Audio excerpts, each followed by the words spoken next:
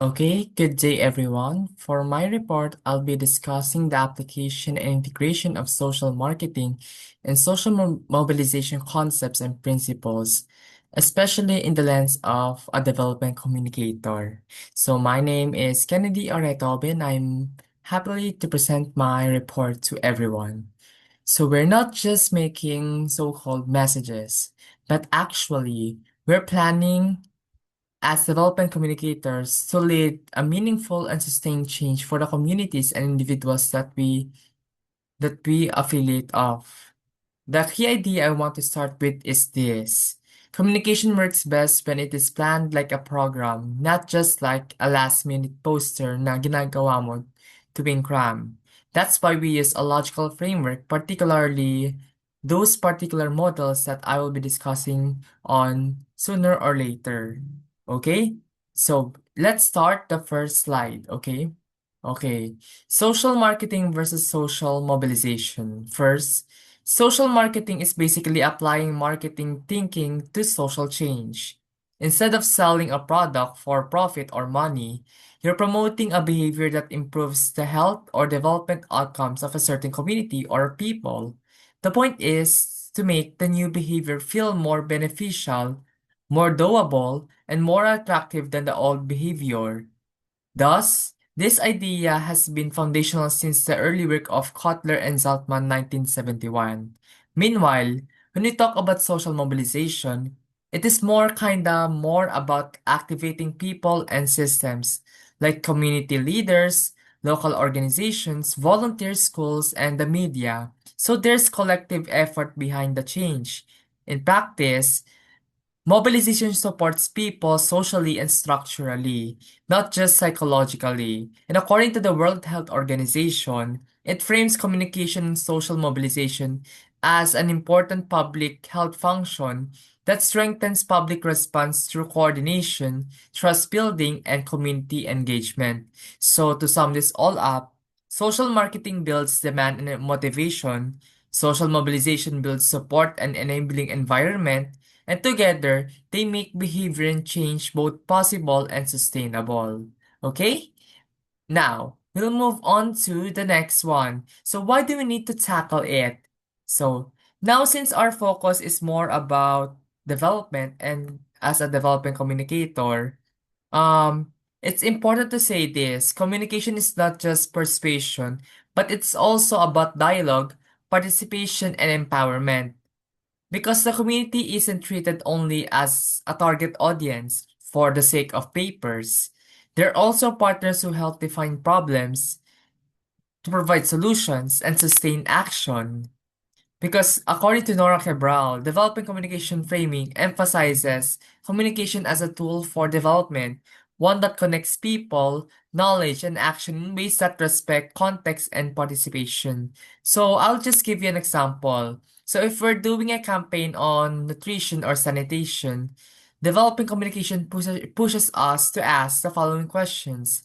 Are we listening to how families actually eat or access food? Do they have access to clean water for hygienic purpose?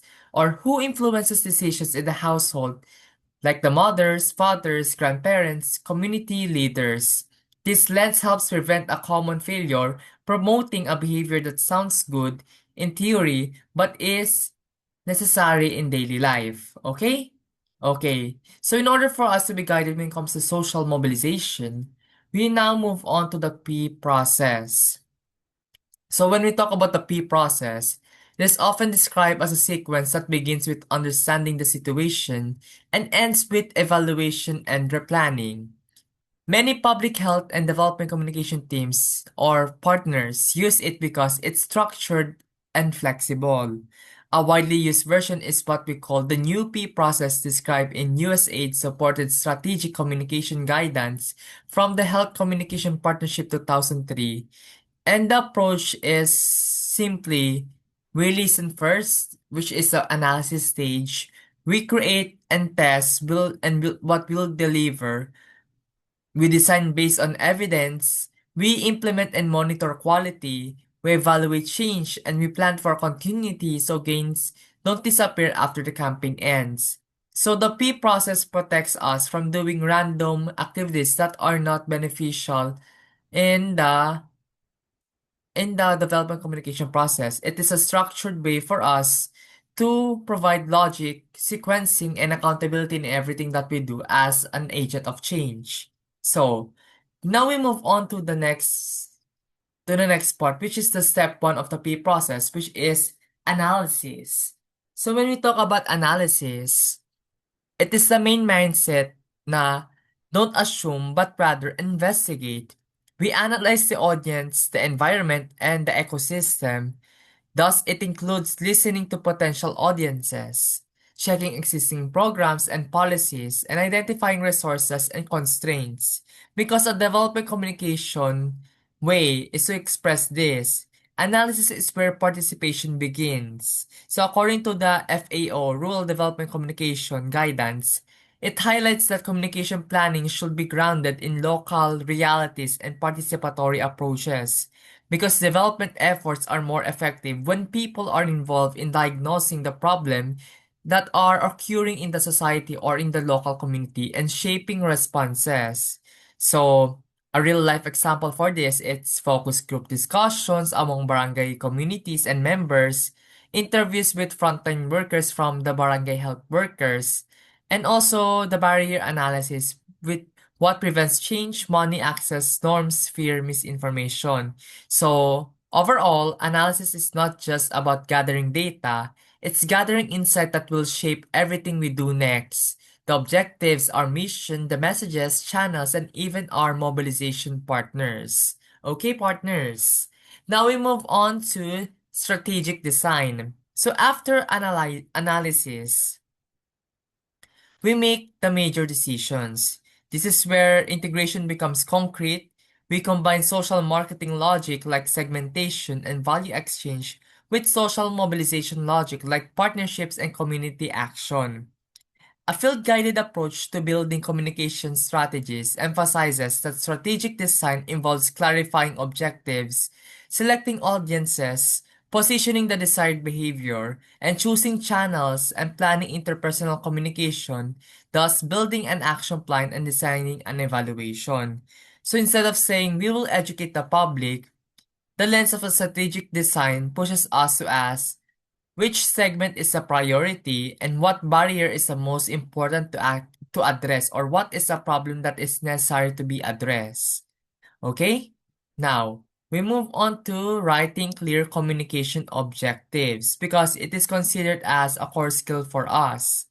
Because a strong communication objective is not to increase awareness, it should specify the audience or sinasabi nga natin maging audience-oriented tayo because we want the desired change for them.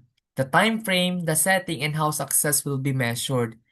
A very practical tool here is the SMART idea based on our module.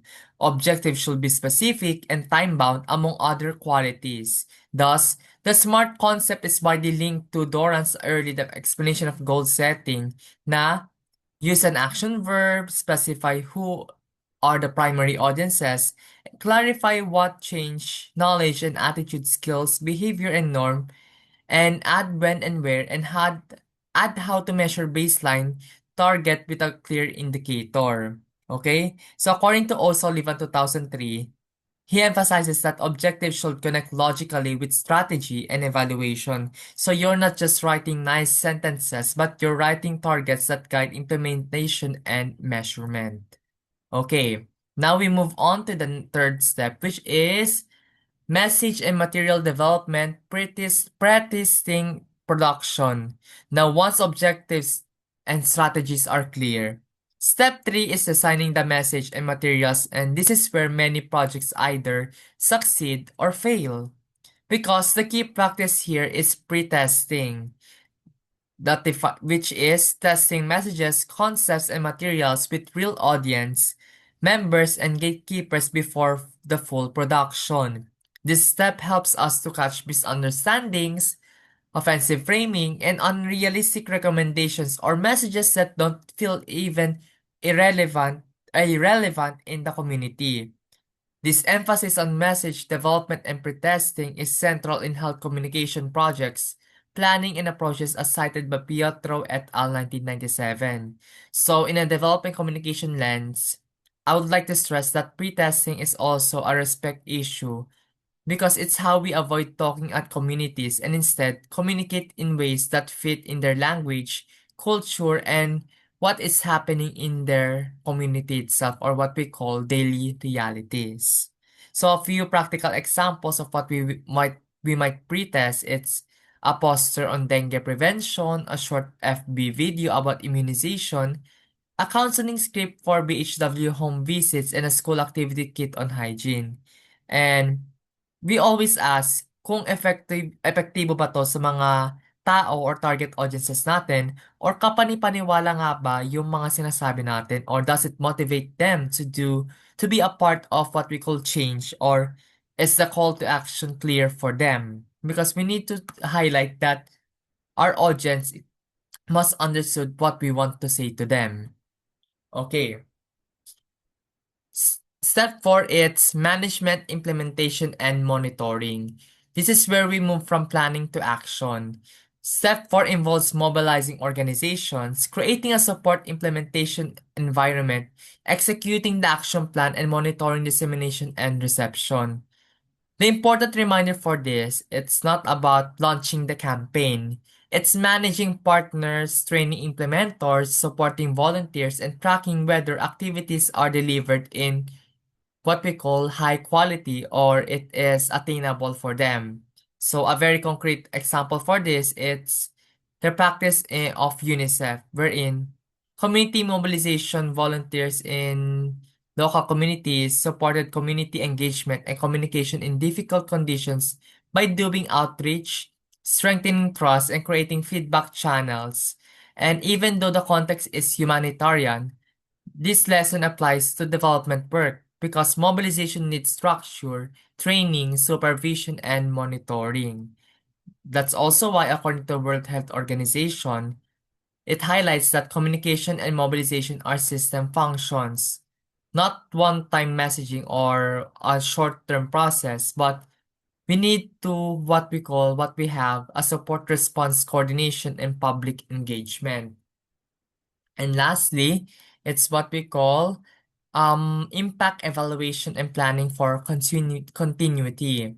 So step 5, it's what we call impact evaluation because we need to measure what changed and why.